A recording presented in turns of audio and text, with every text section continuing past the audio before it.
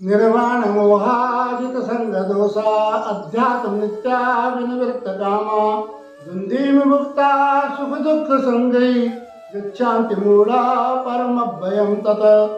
नमस्कार भक्तों, आपका हमारे ऑफिशियल यूट्यूब चैनल कृष्ण ज्योति में स्वागत है। भक्तों, मेरे पास अक्सर प्रश्न आते हैं कि महाराज जो फूल चुगना है, अस्थि संचय है, यह कब और कैसे करना चाहिए। आज मैं इस वीडियो में फूल चुगने की जो विधि है एवं क्यों चुगे जाते हैं फूल, इसका क्या उद्देश्य है, वह आपको बताऊंगा। इसलिए इस वीडियो को अंत तक देखें, बीच में स्किप मत करें। भक्तों, जैसा कि आप जानते हैं कि जो फूल हैं वह शास्त्र मत के अनुसार चौथे दिन चुगे जाते हैं। अगर चौथे दिन शनिवार अथवा सोमवार आ जाए तो यह एक दिन पहले अर्थात तीसरे दिन फूल चुगे जाते हैं, और कई जगह पर जो रविवार और सोमवार को छोड़ा जाता है तो फूल दूसरे दिन चुगे जाते हैं। इसलिए जो हम फूल चुगने के लिए जाते हैं तो सबसे पहले जाकर के हम कच्ची लस्सी अर्थात जल में दूध मिला करके उसका छिड़काव करते हैं। इससे कहते हैं कि उस प्रेत आत्मा को शांति मिलती है, सुख मिलता है। और दूसरा, हमें पता चल जाता है कि अग्नि कहाँ कहाँ पर है। जहाँ पर पानी का आवाज़ आएगी वहाँ पर अग्नि है, अर्थात यह वह अग्नि नहीं जो लकड़ियों के जलने से हुई है। यह उस गृह की अग्नि है जो व्यक्ति जो जीव हमें छोड़ करके चला गया, उसका दुख सभी जो फूल चुगने के लिए आए हैं सभी को नहीं होता।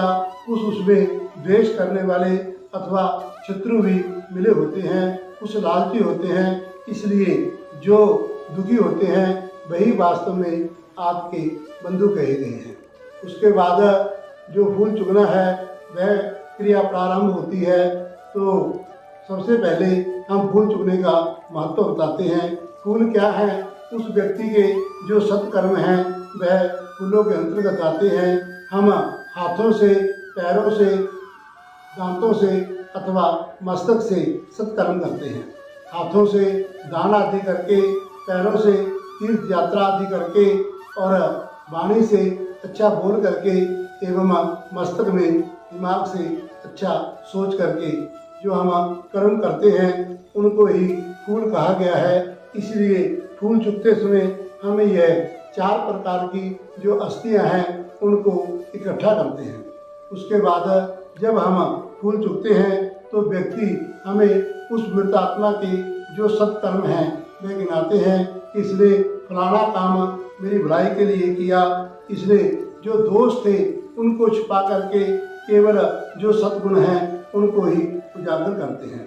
उसके जब फूल चुग लिए तो उसके बाद जो राख की ढेरी बच गई वह उस व्यक्ति का शेष जीवन है। भाई कहते हैं कि हम इसे भी बिखरने नहीं देंगे। उस जो राख की ढेरी है उसको इकट्ठा करते हैं, एक ढेर बना देते हैं। उसके बाद आता है 4 जो किले हैं वह गाड़ते हैं। अर्थात भाई कहते हैं कि आपके जो पिता के जाने के बाद आपका जो परिवार है वह सहायहीन हो गया है, उसे कोई सहारा नहीं है। इसलिए हम चारों तरफ आपके 4 भाई खड़े हैं, जैसी भी आपकी ज़रूरत होगी हम उसे पूरा करेंगे। उसके बाद आता है जो कच्चा धागा। कच्चा धागा वह परिवार की जो समस्याएं हैं उसका प्रतीक है। जैसे इस कच्चे धागे को थोड़ा सा खींचने से यह टूट जाता है, उसी प्रकार वह परिवार भी पिता के जाने के बाद थोड़ी सी समस्या से टूट जाएगा। तो भाई कहते हैं कि भैया चिंता मत करो, यदि आपके पिता चले भी गए तब भी क्या है, हम तो आपके साथ खड़े हैं। हम हमारी आपकी जो समस्याएं हैं उनको दूर करेंगे। एक भाई समस्या हल करके दूसरे भाई के पास उस कच्चे धागे को पकड़ाता है, दूसरा भाई उसे बिना टूटे अर्थात परिवार को संभालते हुए उसको सुलझा करके तीसरे के पास, तीसरा चौथे के पास, इस प्रकार जब तक वह ढेरी बराबर नहीं हो जाती अर्थात वो 1.25 हाथ की जो कीले हैं, जब तक ऊपर तक वह धागे नहीं आ जाते तब तक 7 चक्रों में उसे लपेटते हैं। उसके बाद आता है बलिदान। यह माँ और उड़द और जो दही है उससे मिला करके जो विश्वदेव एवं जो दिक्पाल हैं उनकी बलि दान दी जाती है। अर्थात इसमें क्या है कि जो माँ है, जो उड़द है, वह उस परिवार के दोष हैं जो आज लोगों को नजर आ रहे हैं। भाई कहते हैं कि चिंता मत करो, हम इसे अमृत रूपी यह जो दही है अर्थात हमारे जो सद्गुण हैं उनसे आपके यह दोष ढक देंगे। उसके बाद आता है कलश दान, जिसमें कच्ची लस्सी डाली होती है। अर्थात जिस प्रकार इस दूध में, इस जल में यह दूध मिल गया, उसी प्रकार जो आपका सारहीन जीवन है उसमें हम अमृत रूपी जो वाणी है उसको घोल करके एक समान बना देंगे। फिर आता है पिंडदान। यह पिंडदान क्या है? वैसे तो यह जो प्रेतवासी हैं उनके लिए दिया जाता है। इसमें पके हुए चावलों पर शहद डाला जाता है। अर्थात जिस प्रकार यह पके हुए चावल सारहीन हैं, वो भाई कहते हैं कि हम इसमें शहद डाल करके, मीठा डाल करके इसे मीठा बनाते हैं। उसी प्रकार जो पिता के जाने के बाद आपका जीवन है वह भी सारहीन, अर्थहीन हो गया है। इसलिए हम उसमें अपने अमृत रूपी जो वचन है वह डाल करके उसे पवित्र बना देंगे, अर्थात आपके जीवन को खुशियों से भर देंगे। फिर आता है दीपदान। इसमें क्या है कि आपके पिता के जाने के बाद जिस प्रकार आपके घर में अंधेरा हो गया, हम मिल करके चारों भाई कहते हैं कि आपका यह अंधेरा जिस प्रकार यह दीप जलाया जाता है उसी प्रकार जो आपका जीवन है उसको भी प्रज्वलित करेंगे।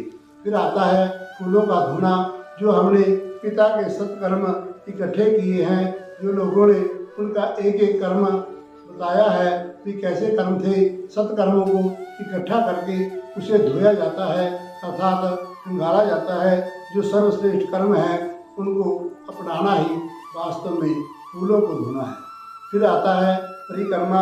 उसके बाद हम वो चिता की जो ढेरी है उसके ऊपर परिक्रमा करते हैं। परिक्रमा क्या है कि हम जो सत्कर्म है उनको चारों ओर से, अर्थात जिस भाई ने जो जो गुण बताए हैं उनको इकट्ठा करते हैं। बाद हम जो सतनाजा है उसको बखेरते हैं। सतनाजा क्या है? वो व्यक्ति के सत्कर्म है जिसे हम लोगों तक पहुँचाते हैं, अर्थात उन सत्कर्मों को हम बिखेरते हैं। फिर उसके बाद हम जाकर के पहले हाथ पैर धोते हैं और फिर जो नीम है उसको चबा करके थूक दिया जाता है। अर्थात उस समय का जो उद्देश्य है वह यह है कि आपने जो सत्कर्म किए हैं उनको अपना लेना एवं जो कड़वी बातें हैं, जैसे ये नीम कड़वा है, उसको चबा करके अर्थात अपने मुख पर ला करके उसे छोड़ देना। इस जीवात्मा के लिए जो आपके प्रति कड़वा व्यवहार था वह आज से आपको थूक करके इस जो प्रवाह है उसके निर्वाह के लिए जो अमृत रूपी जल है वह जिसका हम छिड़काव अपने ऊपर करते हैं उसको अपनाना है। और उसके बाद आता है उनका गंगा जी में जा कर के प्रवाह करना। गंगा जी कहते हैं कि 10 दिन के भीतर जिसके जो अस्थियां हैं, जो फूल है, वे गंगा जी में चले जाएं उसको मोक्ष मिल जाता है। अर्थात यह वो गंगा नहीं जो हरिद्वार में बहती है, यह मानव रूपी गंगा है। और इसमें क्या करना है कि जो पिता के सत्कर्म हैं उनको अपने मन रूपी गंगा में बसा करके स्थिर रख करके, क्योंकि 10 दिन तक लोग हमारे पास आ करके बारंबार जो पिता के सद्गुण हैं उनको प्रकट करते हैं, सुनाते हैं। उनको मन रूपी गंगा में बसाना ही वास्तव में अस्थियों का प्रवाह करना है। यदि हम उन अपने पिता के सद्गुणों को संग्रहित नहीं करते, केवल जो अस्थियां हैं, जो हड्डियां हैं, उनको उठाते हैं तो फूल चुगने का शास्त्र कहते हैं कि कोई महत्व नहीं है। इस प्रकार की वीडियो देखने के लिए हमारे साथ इस जो वीडियो चैनल है इसको सब्सक्राइब करें, लाइक करें, शेयर करें। नमस्कार।